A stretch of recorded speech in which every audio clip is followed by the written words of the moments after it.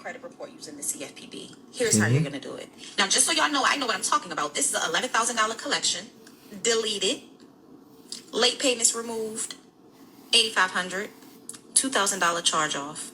Step one is go to annualcreditreport.com. Get your credit report, list out all your negative items. All right, stay with me. Then, if you have charge-offs, you're going to send a round one dispute to every credit reporting agencies through the CFPB. I'll show you what it looks like. Make sure you're on this website. You're going to send a complaint to TransUnion, Equifax, Experian. If you need to know what to put in your complaint, I do have letters, so if you want them, put them in the comments. Now, if you get your letters from me, you're just going to copy and paste round one straight into the complaint section and hit send. You're going to fill in your information. That part is very easy. Hit send. Now, if you have collections, listen up. You're going to send a debt validation letter requesting the assignment contract. You can also request the wet signature and all that stuff if you want, but the assignment contract is the most important. I also have a debt validation letter that requests the assignment contract. So, all right, so you're making really, really good points so far. But what if there's not an assignment? What if the debt was not assigned? What if it was purchased? Right? What if it was bought by debt buyers, because they normally auction these portfolios of debt off, and big companies like LVNV Portfolio, Midland, they buy portfolios of debt, and this isn't where you would find an assignment of contract, but a purchase and sale agreement. So these are some of the other things too that you make sure that you want to be aware of. But you're giving great points so far. if you want that, put it in the comments as well.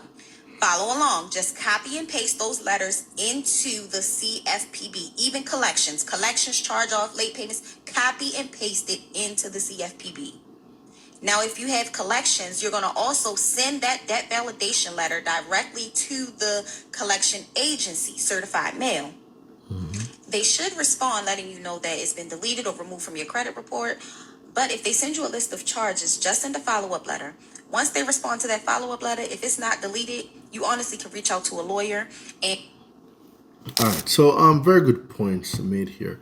When it comes to debt collection, guys, first of all, you can delete anything on your credit that you don't want on your credit. That is a fact. If the consumer identifies information on the consumer report that the consumer believes is inaccurate or incomplete, the consumer has a right to dispute this item of information that's on their credit, in whole or in part, right? The next thing is that when it comes to collection, there's a lot of things. I'm not even going to say there's a few. There's a lot of things regarding collections that you need to know. Because first of all, we're talking about statute of limitations, debt collectors being licensed and bonded in your state. Is the debt a valid debt? Is it an inaccurate debt?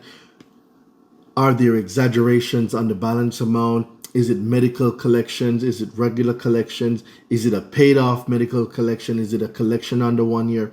When it comes to debt collection, there's a lot of different moving parts. It's not as easy as just sending a notice of validations of debt. And some people don't even know what a notice of validations of debt even means, or what you're supposed to get when you send it. Because if you go to 12 CFR 1006.34C, it outlines everything that a debt collector needs to send to a consumer, that they shall send to the consumer when a consumer requests a notice of validations of debt. So not in all cases will you get an assignment contract. An assignment contract comes when someone or a debt collector says that we're collecting this debt on behalf of, right?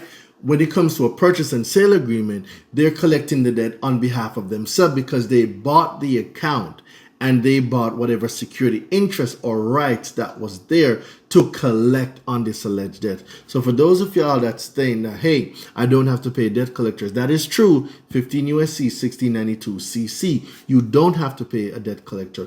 But be mindful that if they now have a security interest in the matter, they can take you to court. And if you don't respond and show up to court, they can get what is called a default judgment. And then now we can talk about garnishment, them going into your bank account and stuff like that. So it's important that if you don't know how to handle a debt collection situation, you need to speak to a professional, someone that knows how to get this done. So if you've been in contact with any debt collectors, drop in the comments below. What have they been saying to you?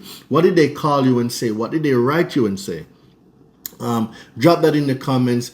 I got a whole debt collection killer pack. Just comment the word validation. If you comment the word validation below, you'll be able to use this debt collection killer pack. It has a whole bunch of letters in there. All you need to do is read the letters in there, find out which one fits your situation, and send it off to the respective party. Okay, see you in the next video.